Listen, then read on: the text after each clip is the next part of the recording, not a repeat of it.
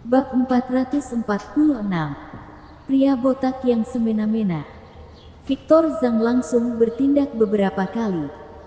Namun semuanya dapat dihindari oleh Louis Lu dengan mudah. Saat ini ekspresinya menjadi semakin muram. Bahkan niat membunuhnya sudah mulai bergejolak. Sekte dan yang dilarang untuk saling membunuh. Namun Victor Zhang yakin Louis Lu yang botak ini pasti murid palsu. Jadi tindakannya juga keras. Louis Lu beberapa kali menghindarinya, membuatnya semakin sulit untuk berhenti. Mora Sun yang melihat mereka tiba-tiba berkelahi, seketika menjadi panik. Lalu berkata kepada Rika Sun sembari memegang tangannya, "Rika, cepat minta mereka berdua berhenti. Dia masih ingin berkenalan dengan adik botak ini." Jika wajahnya terhantam oleh Victor Zhang, itu pasti akan sangat kasihan. Rika Mo mengerutkan alisnya, lalu berkata, "Saudara Zhang, masalah tadi aku tidak mempermasalahkannya. Kalian jangan saling melukai hanya karena aku." Meskipun dia berasal dari Akademi Awan Putih, tetapi ketika melihat usia Victor Zhang yang lebih besar darinya, dia jadi memanggilnya, "Saudara Zhang." Rika Mo berpikir alasan mereka berdua berkelahi karena tindakan Louis Lu padanya tadi. Saat ini Victor Zhang berkata, "Nona Mo, ini sudah bukan masalah mempermasalahkannya atau tidak, tetapi ini masalah keamanan sekte Danya. Aku curiga orang ini bukanlah murid dari sekte Danya. Seseorang yang asing tiba-tiba masuk ke dalam sekte. Ini memang masalah keamanan sekte." Jadi Victor Zhang tidak akan melepaskan Louis Lu. Dia terus menyerang. Namun, dia sama sekali tidak bisa menyentuh pakaian Louis Lu. Dan justru saat ini dia sudah kelelahan. Bagaimanapun dia adalah kultivator yang memusatkan pelatihan lada alkimia. Jadi kemampuannya tidak akan kuat. Victor Zhang sudah menyesal. Tadi seharusnya dia mendengarkan ucapan Rika Mo. Jika saat itu dia berhenti, dia masih bisa berkata dirinya akan melepaskannya karena mempertimbangkan ucapan Nona Mo. Namun sekarang dia sudah tidak bisa berhenti lagi. Saat ini Victor Zhang merasa kepalanya pusing. Namun pria botak ini benar-benar lincah. Lalu fisiknya juga sangat menakjubkan. "Nona Mo, apakah kamu bisa membantu aku menangkap pria botak ini?" Victor Zhang sudah tidak bisa berpura-pura lagi. Dia hanya dapat menurunkan harga dirinya dan meminta bantuan kepada Rika Mo yang paling kuat di sini. Rika Mo berpikir sejenak, lalu berkata, "Boleh. Jangan pukul wajahnya." Mora Sun segera mengingatkannya. Tidak tahu Rika Mo mendengarkannya atau tidak, karena Rika Mo sudah melesat, lalu mengirimkan serangan ke arah Louis Lu. Seperti kupu-kupu yang terbang, tangan lentik Rika Mo menghantam ke dada Louis Lu. Kelihatannya sangat lembut, namun ketika tersentuh, tangannya mengeluarkan energi yang mengerikan. Duang duang duang. Energi yang mengerikan itu menghantam tubuh Louis Lu, membuat Reiki sejatinya tersentak, namun tidak sangat sakit. Tetapi Louis Lu menjadi kesal. Rika Mo ini sama persis dengan kakak keempatnya Celawang.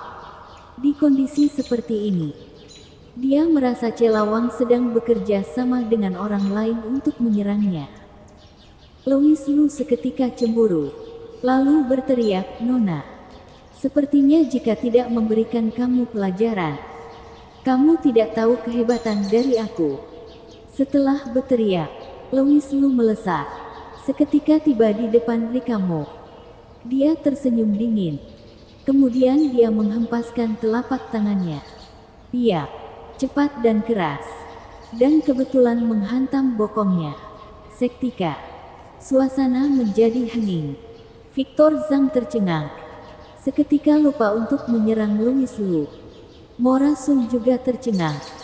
Saat ini dia juga menyesal. Kenapa tadi dia tidak ikut menyerang? Jika dia menyerang, mungkin saja adik botak tampan itu juga bisa bersentuhan dengannya. Sedangkan Rikamo sendiri juga tercengang. Benaknya menjadi kosong. Tubuhnya seperti tersengat listrik. Langsung sedikit bergetar. Dia sudah sebesar ini. Namun bokongnya tidak pernah dipukul pria. Ini sangat memalukan. Di saat Rikamo kehilangan daya pikirnya beberapa detik. Piak piak piak. Beberapa tamparan terdengar secara beruntun. Ah! Rikamo menjerit. Akhirnya dia kembali sadar. Wajahnya menjadi merah. Sepasang matanya terlihat dingin. Dia menatap Louis Lu dengan malu. Pria botak bajingan. Aku akan membunuhmu satu. Rikamo tadi hanya ingin membantu Victor Zhang. Jadi dia tidak benar-benar menyerang. Namun saat ini energi dingin dari tubuhnya tiba-tiba meledak. Pria botak bajingan ini ternyata memukul bokongnya hingga beberapa kali. Rikamo tidak pernah melihat orang tidak tahu diri yang seperti ini. Hawa dingin menyebar. Dia melesatkan serangan balasan. Namun dia menyadari pria botak ini terlalu mendominasi. Ternyata dia langsung menjepit pinggul Rikamo. Lalu membuat bokongnya sepenuhnya menonjol. Piak piak piak piak. Tamparan beruntung. Rikamo memberontak. Tinjunya menghantam pinggul Louis Lu. Namun Louis Lu mengabaikannya. Dia tetap memukul bokongnya. Siapa suruh kamu bekerja sama dengan pria lain untuk menyerang aku? Siapa suruh kamu bekerja sama dengan pria lain untuk menyerang aku? Louis Lu merasa kesal. Dia sepenuhnya menganggap Rikamo ini menjadi celawang. Jadi dia tidak berhenti memukul bokongnya. Morasul dan Victor Zhang tercengang. Pria botak ini benar-benar sangat berani. Ternyata dia berani memukul Rikamo seperti itu. Setelah kembali sadar, Morasul segera berteriak, pria botak, lepaskan Rika. Jika kamu kesal, serang aku saja. Bajingan, cepat lepaskan Nona Mo. Victor Zhang juga berteriak. Melihat Louis Lu tidak menanggapinya, ekspresinya menjadi terlihat sangat buruk. Lalu berkata kepada Nona Mo, kamu tahan sebentar. Aku akan mencari bantuan. Dia juga sangat tahu diri. Rikamo saja bukan lawan Louis Lu. Maka dirinya juga bukan lawannya. Dia hanya bisa mencari bantuan orang lain untuk menindak pria botak ini. Ketika Victor Zhang bersiap pergi, dari belakangnya muncul suara yang tegas, apa yang terjadi? Kenapa berisik? Mata Victor Zhang bersinar. Dia segera berlari ke orang yang bicara. Lalu berkata, Tetua Yu. Pria botak ini tidak tahu muncul dari mana.